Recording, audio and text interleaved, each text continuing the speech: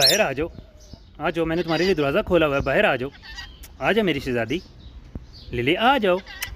ओए होए ओए होए, लिली की खुशियाँ चेक करो यार, जब मैं इसके लिए दरवाज़ा खोलता हूँ तो लिली कैसा रिस्पॉन्स करती है। यार दोस्तों, यार आप कमेंट्स में तो बताएं यार, लिली आपको कैसी लगती है और लिली का रिस्पॉन्स कैसा है। यार मैंने गेट ओपन किया और लिली यहाँ पर खड़े होकर एंजॉय कर रही है। आ जाओ, आ जाओ मेरे पास, आज शुगर केन दे रहा हूँ ताकि यार खूब इंजॉय करे लिली। हाँ लिली, पूरा गेट खोल दिया, आ जाओ बाहर, आ जाओ, आओ मेरे पास, आ जाओ, आ जाओ।